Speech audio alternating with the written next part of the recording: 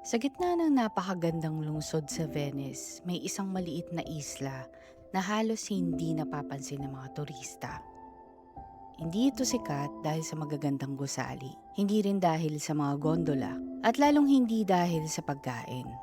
Sa unang tingin, isa lamang itong abandonadong piraso ng lupa sa gitna ng dagat. Tahimik, unti-unting natabunan ng makapal na damo, nilalamon ng panahon. Ngunit sa loob ng maraming taon, may reputasyon itong hindi maalis-alis. May mga bangkero na umiiwas dito. May mga lokal na ayaw pag-usapan ang pangalan nito.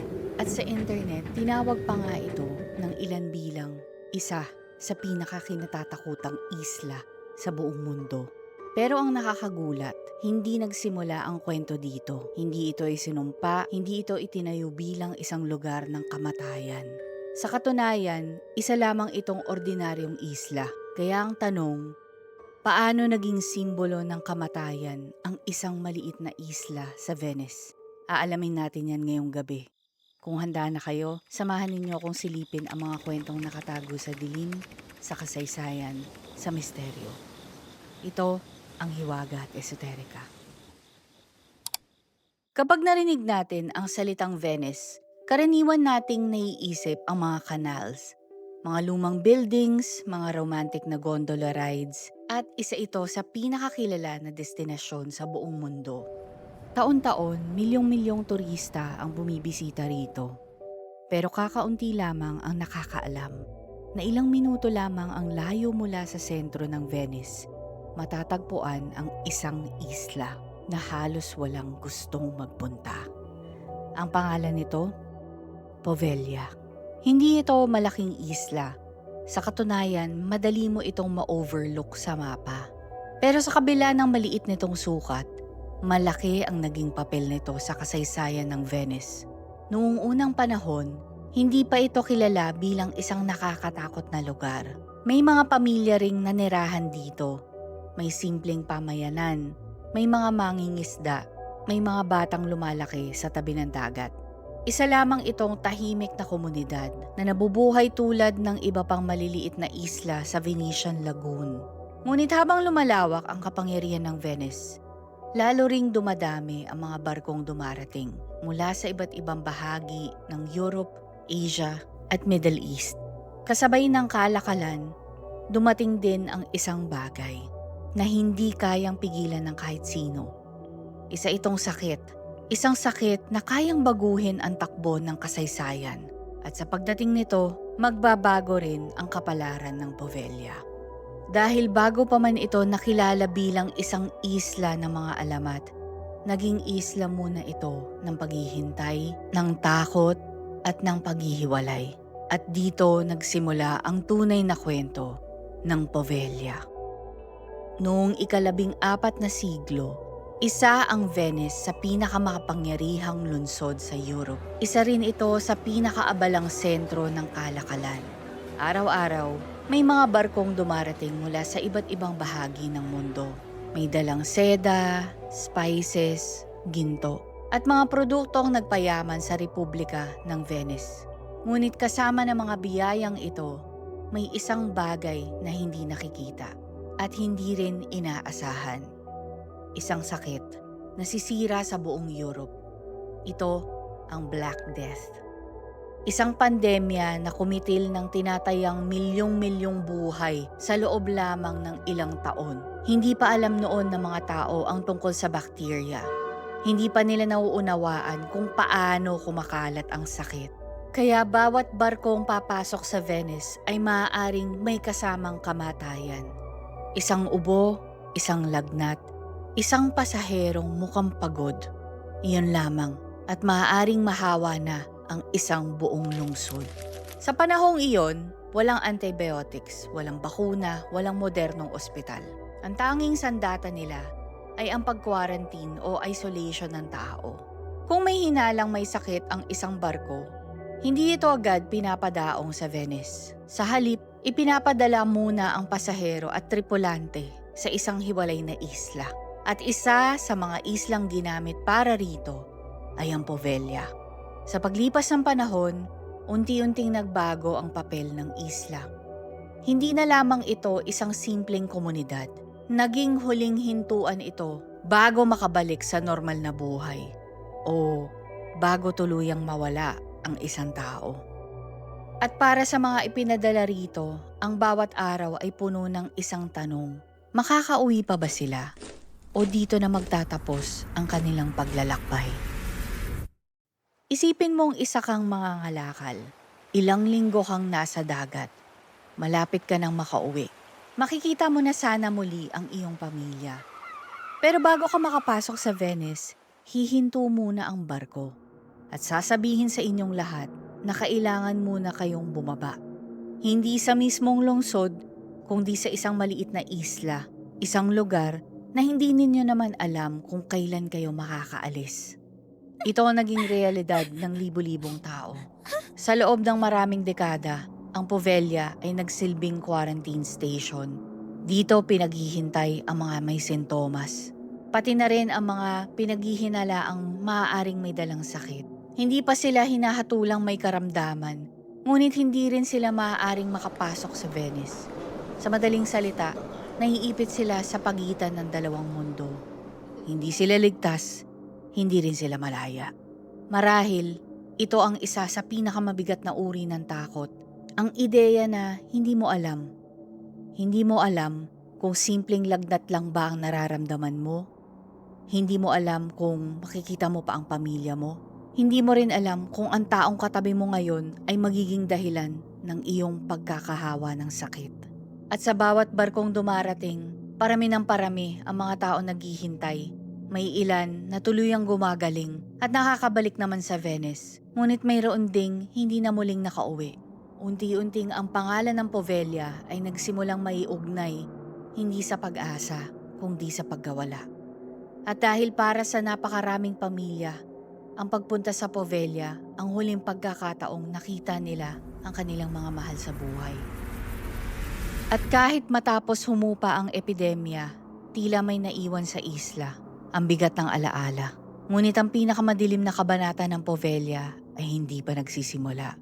Pagkaraan ng ilang siglo, muling magkakaroon ng dahilan ng mga tao upang katakutan ang islang ito. Pagkalipas ng ilang siglo, unti-unting nagbago ang Europe. Humupa ang Black Plague.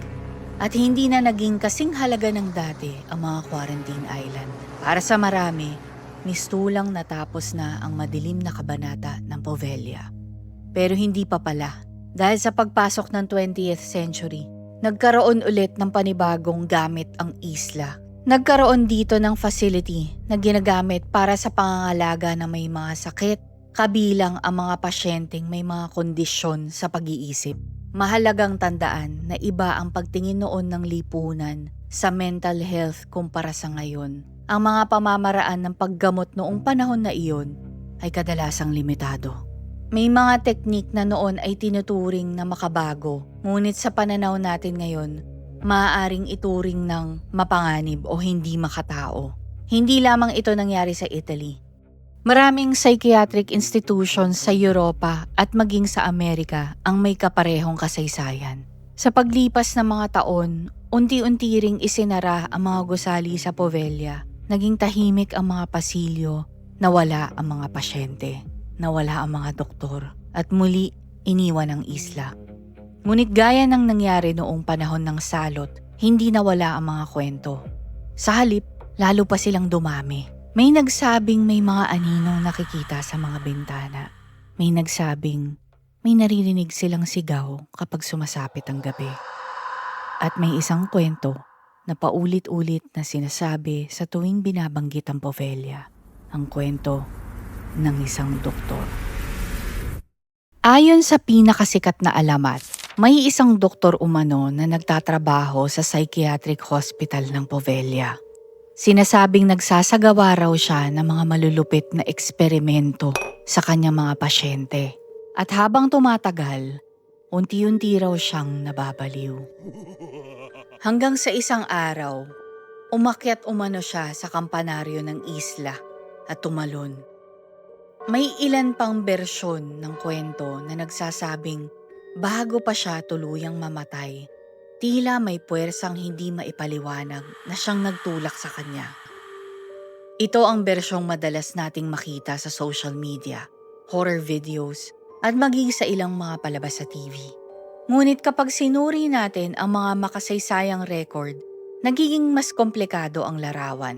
Sa kasalukuyan, walang matibay na dokumentong nagpapatunay na talagang nangyari ang kwento ng doktor. May mga gusali, may dating pasilidad, may kasaysayan sa kung paano ang paggamit ng isla. Ngunit pagdating sa partikular na alamat ng doktor, kulang ang matibay na ebidensya. Hindi ibig sabihin ito na walang nangyaring pagdurusa sa Poveglia. Malayo iyon sa katotohanan. Ang kasaysayan ng isla mismo ay sapat na ang bigat kahit wala namang mga alamat. At marahil dito nagsimula magsanib ang dalawang bagay, ang tunay na kasaysayan at ang imahinasyon ng tao. Kapag ang isang lugar ay matagal nang inuugnay sa sakit, kamatayan at isolation, madali nang mabuo ang mga alamat. Hanggang sa dumating na ang panahon na mas kilala na ang alamat kaysa sa tunay na kasaysayan. Kaya kapag tinanong tayo kung ano bang pinagmumultuhan ng Poveglia, marahil mas magandang tanungin muna natin ang sarili natin. Ano ba talaga ang ibig sabihin ng pagiging haunted? Dahil kung ang isang lugar ay saksi sa napakaraming pagkawala, napakaraming paghihiwalay, at napakaraming trahedya, kailangan pa ba talaga nitong magkaroon ng multo para maramdaman nating mabigat ang presensya ng isang lugar? Subalit hanggang ngayon nananatiling sarado sa publiko ang malaking bahagi ng isla. At iyon mismo ang dahilan kung bakit patuloy itong binabalikan ng mga kwento. Sa huling chapter, susubukan nating unawain kung bakit makalipas ang napakaraming siglo, patuloy pa ring nabubuhay ang alamat ng Poveglia. Kung mapapansin ninyo, sa buong kwento ng Poveglia, halos wala tayong napatunayang multo. Wala tayong naitalang aparisyon. Wala ring opisyal na dokumentong nagpapatunay sa karamihan ng mga alamat na kumakalat tungkol dito. At gayunpaman, kapag narinig natin ang pangalang Poveglia, parang may kakaiba na agad tayong nararamdaman. Bakit nga ba? Isa sa mga paliwanag ay ang tinatawag na mga psychologist na expectation. Kapag sinabi sa atin na ang isang lugar ay haunted, mas nagiging sensitibo tayo sa bawat tunog, sa bawat anino, sa bawat pag-uga ng bintana. Ang ordinaryong paglangit-ngit ng lumang kahoy, nagiging bulong. At ang katahimikan, nagiging tila presensya ng isang nilalang na hindi natin nakikita. Ngunit may isa pang dahilan. Tinatawag itong collective memory. Kahit wala na ang mga taong minsang tumira rito, kahit wala na ang mga barkong nagdala ng mga may sakit, at kahit matagal nang walang pasyenteng naglalakad sa mga pasilyong ito, nananatili ang alaala. Alaala sa mga kwentong ipinapasa sa bawat henerasyon. Sa pagdaan ng panahon, ang kasaysayan at ang alamat ay unti-unting nagsimulang magsanib. Hanggang sa halos hindi na natin alam kung saan nagtatagpo ang isa at saan nagsisimula ang isa pa. Marahil, iyon ang tunay na misteryo ng Poveglia, kung paano nabubuhay ang isang kwento kahit wala ng mga saksi. At marahil, iyon ang dahilan kung bakit hanggang ngayon patuloy pa rin nating binabalikan ang islang ito. Kapag tinitigan natin ang Poveglia ngayon, makikita natin ang isang abandonadong isla. Mga sirang gusali, mga punong unti-unting bumabawi sa lupang minsang inagaw ng tao, at isang katahimikang tila walang katapusan. Ngunit ang katahimikang iyon ay hindi basta kawalan ng tunog. Ito ay bunga ng napakaraming kwentong minsang nagsimula rito.